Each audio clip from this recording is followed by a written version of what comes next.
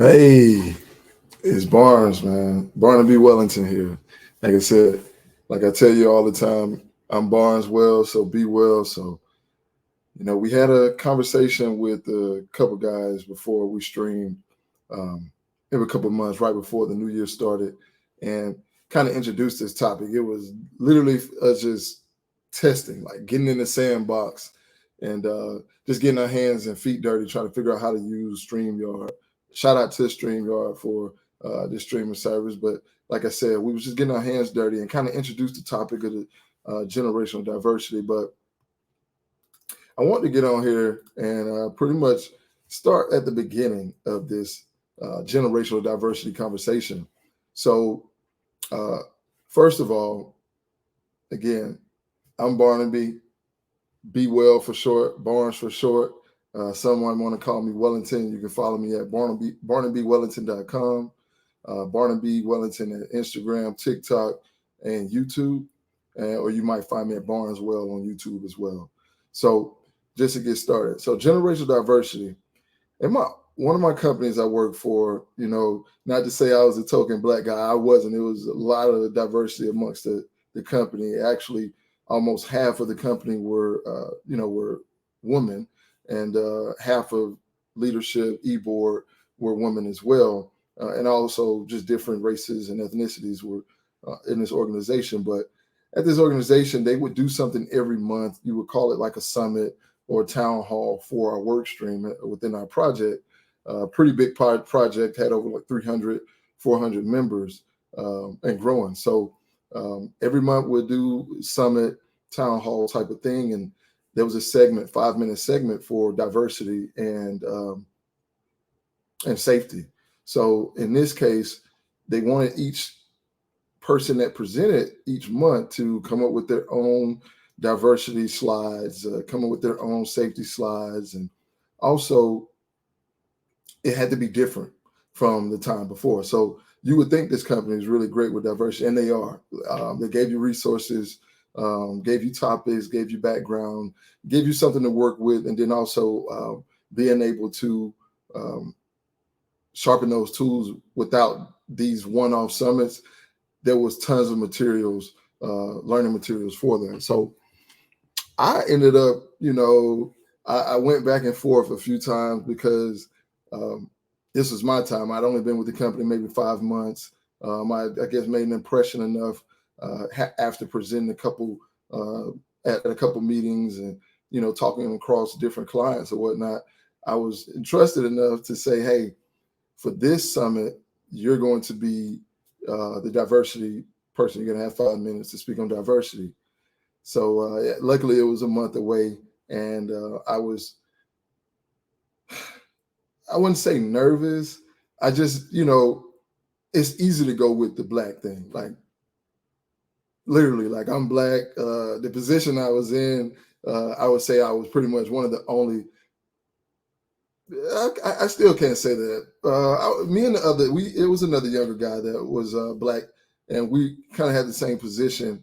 So I don't think I was chosen for that. I really believe it was based off of what I brought to the project and to the team, and they seen that was an opportunity for me to grow and learn to be able to present this amongst the entire project. So I didn't want to use the black thing just because it's like the obvious.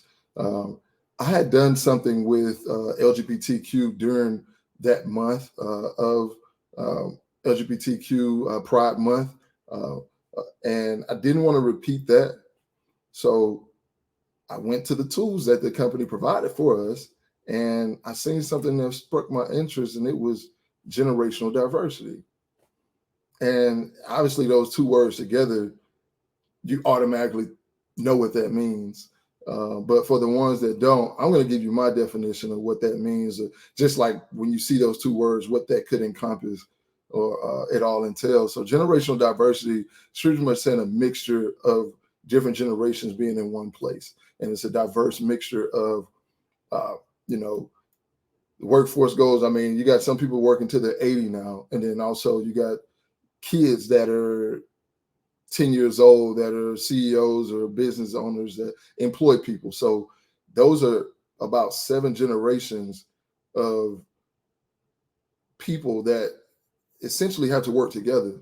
There is a commonality in that generational diversity in which we all are wanting to work for the better in the generations that come before us, that come after us.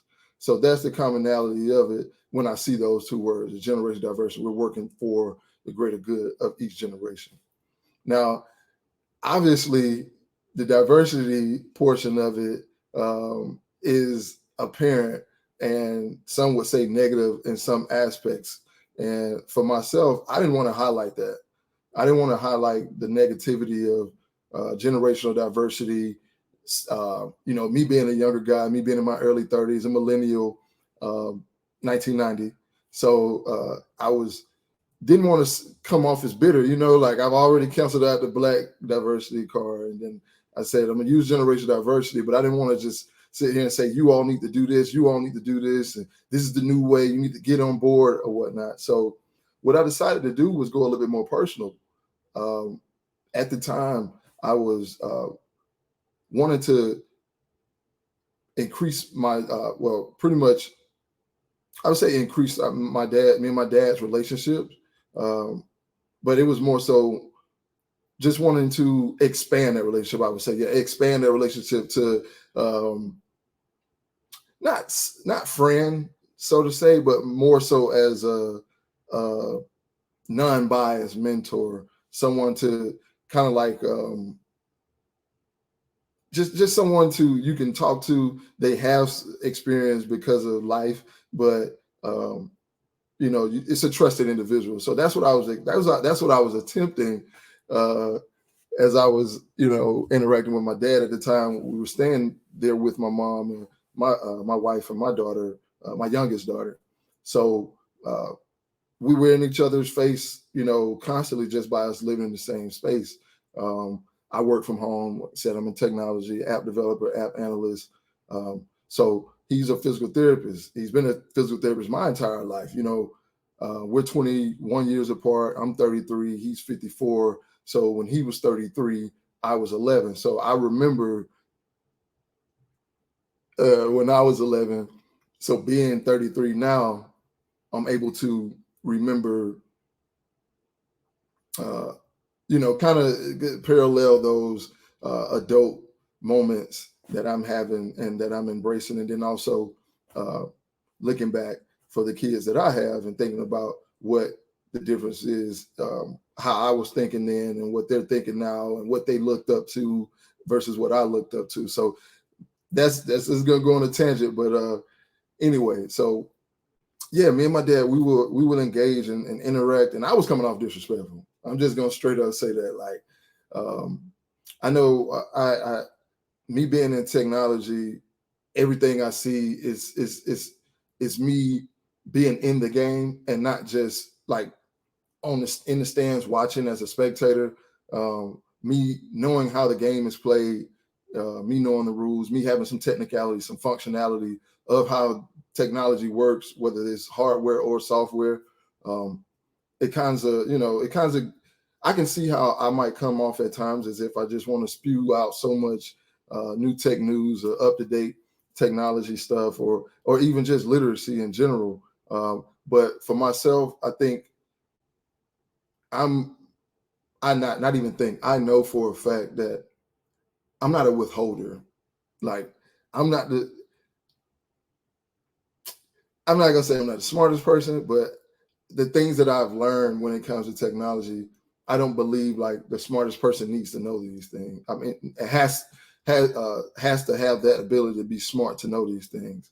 I think you just need to be literate. Like, if you don't comprehend, just read it again or find a new teacher, or mentor, advisor to explain it to you. So for me, that's all I want to tell my people. Tell my dad, hey, this is how I learned, or this is how this actually works. Like, this is your computer that you start your day off with for your clients, but this is actually how your clients is getting this request and all of these back end, these back end things that's happening. And for him, he doesn't want to hear that. He doesn't want to hear that at all. Like, He didn't want to hear it at all. So, but he uses his phone all day. He uses computers all day, and it kind of created a little tension there when it comes to, obviously people tell you what they want to hear. You just listen to them talk, and then when you listen to me talk, I'm thinking of all the positivity in the world nowadays. I'm thinking about all the technology that we're using and where we're going to, and what our people, how we're involved in it, how we're just users out of it all. We're not builders, we're not creators. All we know how to do is download and upload.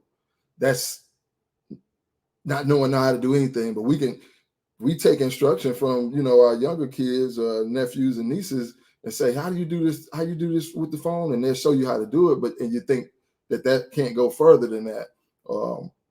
And my head just doesn't think like that. My head thinks that that's experience, that's tech support. And from my experience, like I said, speaking to my dad and that tension that rose, he pretty much said, it seems like you want to tell everybody that you some tech guru now just because you just got into tech. So I, been in tech 5 years now. Went to a boot camp, self-taught after that, and all of these things. But he said that, and I'm like, wow, someone that's passionate about what they do, and not just what they do, is involved in the things that we all interact with every day, all day.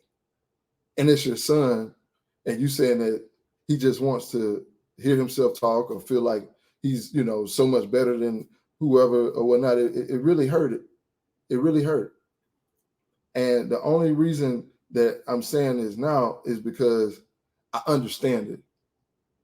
I understand it.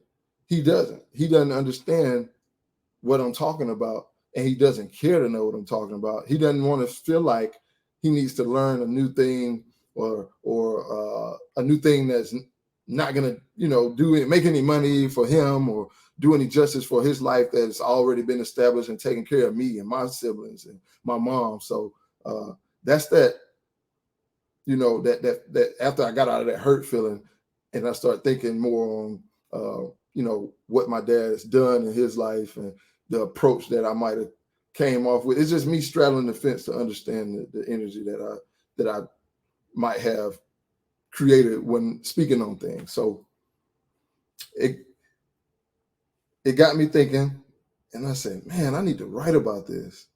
And lo and behold, and the only reason I said I need to write about this is because I couldn't talk to my dad anymore. Like, for me, my disrespect was just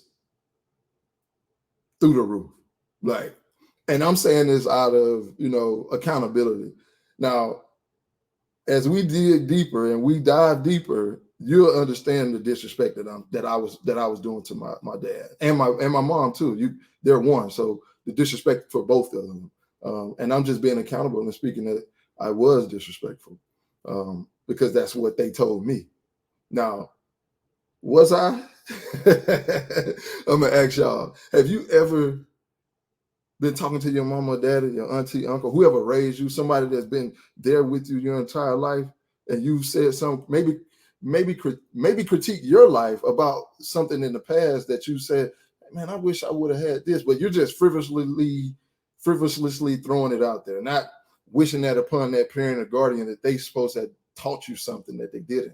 Have you ever done that and then been told you were disrespectful? Now, that question might not resonate. Let me ask another way. Have you ever went to therapy before and your therapist asks you, have you ever had a conversation with your parents about this subject that you're talking about to your therapist? Has your therapist ever asked you that? What's your response? And to this therapist, or I mean, if you're not understanding the question, what was the response that you gave your therapist? Was it yes or no? Did you ask your parents about these things? And if you did ask them, how did they respond? Got to boost it. Well, no worries. If you suffered from what I call generational diversity within your family, generational diversity within the workplace, or just generational diversity within the world, then we're all facing the same thing. So that's why this is needed. That's why this journey and this conversation is needed. My one-off, quick 8-minute, 10-minute spiel about how me and my dad we created friction because of the generational differences, when I wouldn't be the man I am without him. We are just so similar in our beliefs and morals and values, but the path in which we grew up and experienced life is different. Now, I'm a pupil to my dad.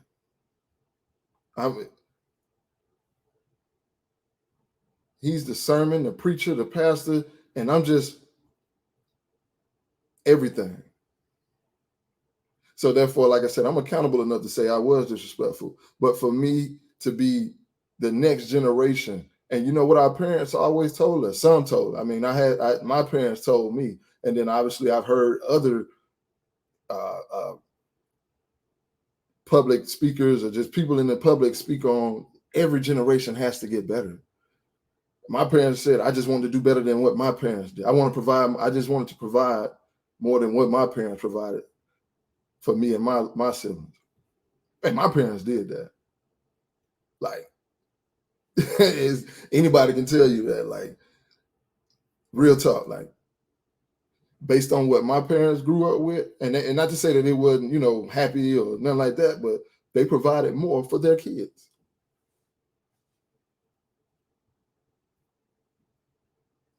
Through the systems and the privileges that they had, whether it was healthcare, whether it was colleges, whether it was the village, the village ecosystem, the village personality, the village engagement, those privileges were there. Now, being born in 1990, and my brother born in 1988, my sister born in 1992,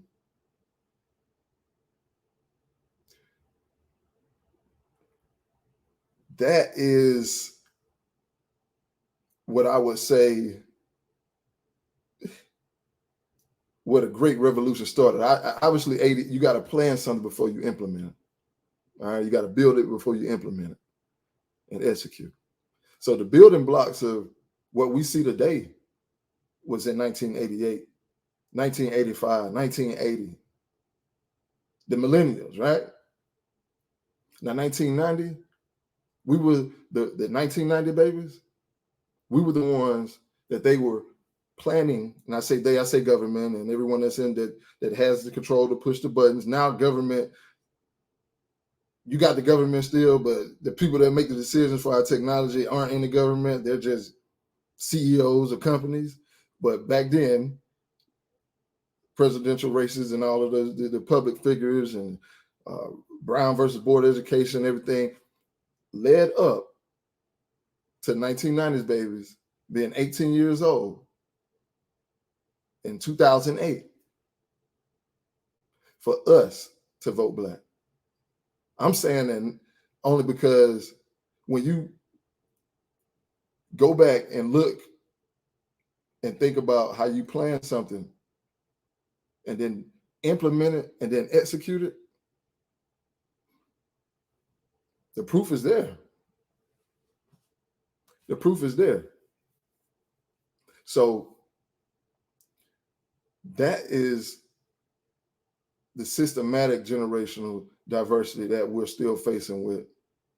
But the reason that I spoke on the good portions of it and for my company, because obviously I didn't want to get fired. And like I said, I didn't want to be pointing people out, telling them all this. But basically what I did, I gave everybody, I gave them information and facts. I told them about how me and my dad, we bump heads. Talk about technology, and I tell him he does technology every day, and he tells me he don't want to hear that. I don't have time to be learning new stuff that doesn't pay me or doesn't, in part of my business or whatnot. Because it's physical therapy, like I said, really important work. There's no way that we will not need physical therapists. Like, he doesn't need to learn nothing about like how this technology works at all, But his son is. So for myself, I did that. I got on that stage, man. When I first got on that stage, I actually wore my dad's shirt. He gave me a couple shirts that he couldn't fit no more. So what I did was, it was Hawaii theme or whatnot. I wore his shirt, and then I started off and I said, this is ironic. You know, my dad's birthday is today, and oh my gosh, I'm moving too fast. I was trying to get back to the story because I was going on a tangent. I was going on a tangent about presidential races, but I was trying to get back to the story on how I chose Generation Diversity to speak in front of at the summit. So now the summit is usually virtual, and that's what I was planning for. Like, I logged on every time I would do it. The first 4 months me working there, and I go to the summit, I would log on online, and everybody else would be online. Like, they'd take a picture at the end. Everybody like, you turn your camera off, you don't want to be on. So I would literally watch it online. So the week of the summit was coming up for me to speak. So I'm, got my slides, submitted my slides. They approved them, said, good word. We did some prepping, like some I was some rehearsals, you could say, some dress rehearsals or whatnot. And the first dress rehearsal, they said we was going to be in an auditorium. And I'm thinking like, okay, well, they're going to make a background auditorium. But then they started talking about what time will we show up to set up, and we're going to need somebody to do this and do photo booth and all that. Because I was a part of the team that, was a part of the DEI and safety. So we needed to do extra work. I'm like, hold on. So I signed up. Y'all signed me up. They volunteered me to speak on behalf of this entire project in front of everybody, like all 300 plus people. They was like, yeah. So I got real nervous, but whatever. All right, I had to say that part. So when I got on stage, I had the shirt on, my dad's shirt. Told him it was my dad's birthday, and I felt so comfortable on that stage, honestly. And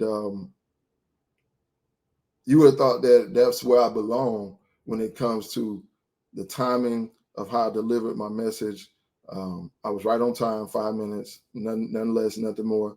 And then also the sincerity. I gave a sincere message when it came to my dad. I wore his shirt, and it's a real story for me. If it's a real story for me, and the way that everybody in that room resonated with what I was talking about, you got that same demographic, 19, 20-year-old individuals, interns, all the way to 40, 50-year veterans that's been in the company that's about to retire in that room, shaking their head, understanding the diversity in the generations and how we're a lot similar to each other.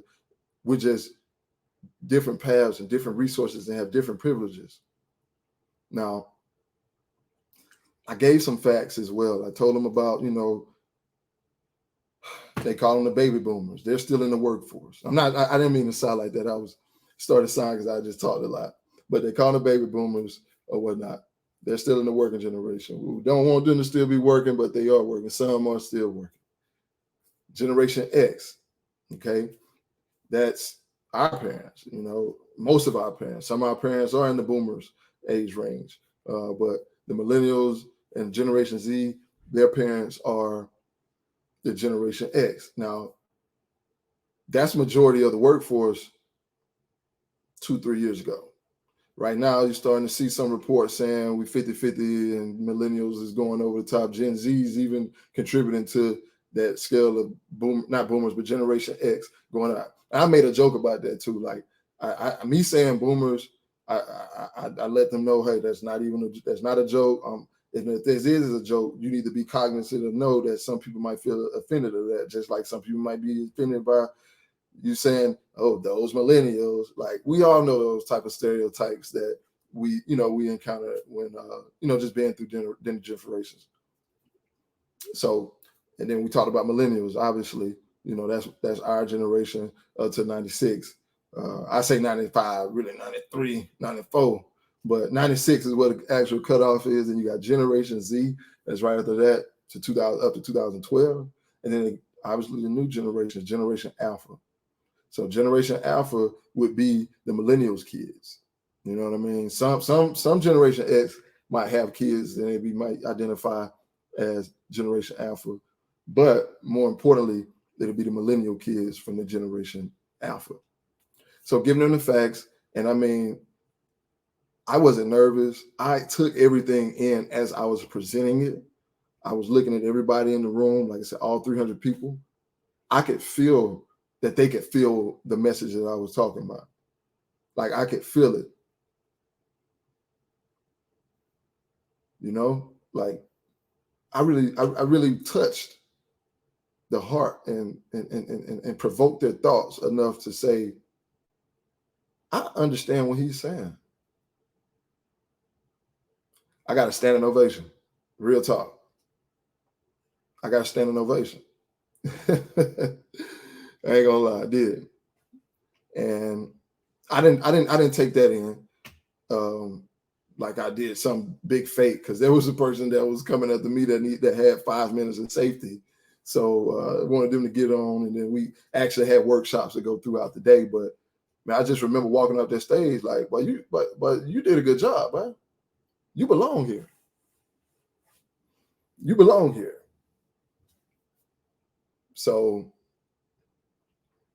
that was August 1st of 2023.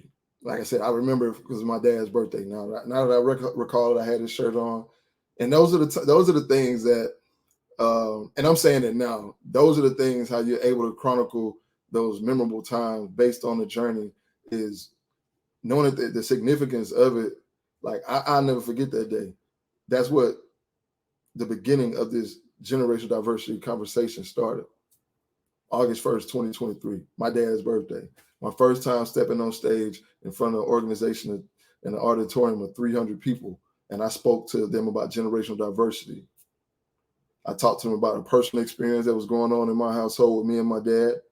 I talked about the personal experiences that I've heard about from my colleagues, my peers, my uncles, my cousins, people on LinkedIn, people on Facebook, statuses. August 1st, 2023 is when this generation of diversity conversation started. And I'm here to bring it to you. As long as I'm here, that's what I'll be talking about. We're always going to evolve and work on the next evolution of things. Like I said, I do not want to create more friction amongst the generations. The more we talk about it, the more we can hear each other's perspective and understand those similar and commonalities.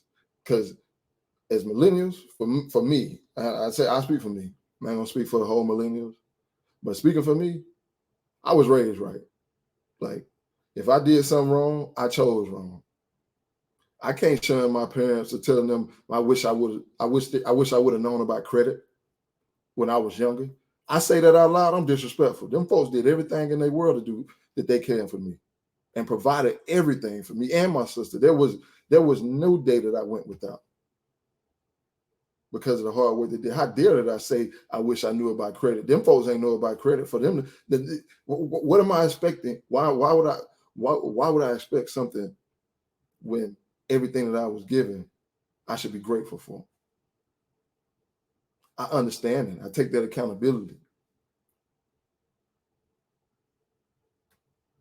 But as again, like I don't actually mean I wish that they should have did it and I'm hurt and you all are toward my life or toward no, hell no. Hell no. I'm just saying, hindsight 2020. I wish they taught it in the schools, for me, I had to realize that there's some things that the generations before us went through that we never will go through or never have been through. And that's okay. But this conversation is needed because there's some stuff that us, millennials, Generation Z, Generation Alpha, that done been through, that it ain't gonna go through, that none of these generations have went through before. We created social media. We created the technology. We created the internet. We created the downfall of it too, the positives and the negatives. Because all we got was just handed stuff to try it out, guinea pig. So now's the time for us to talk about this so we can change the generations behind us. So they can stop emulating what we do, emulating what they see from us to make the generations before us proud. That's all I want to do. Have a conversation to make the generations that was before us proud, make our ancestors proud, make this world proud, make this earth proud, make this universe proud. That's the whole reason of this conversation. Now we're gonna go everywhere. The production is gonna get bigger, better. I ain't gonna say predict bigger and better, but this is the first episode, first monologue. I'm gonna keep this as consistent as possible. If you want to be on the show, text me. If you got my number, DM me. If you follow me, send me a message. If you follow me, I'm gonna get this sent out to all platforms, and you follow me there, send me a DM, I'm gonna answer them and put questions in them. That's how we're gonna build this show. And yeah, man, let's keep going. Like I said, I'm Barnaby Wellington, Barnes Well, or Be Well for short. Have a good day.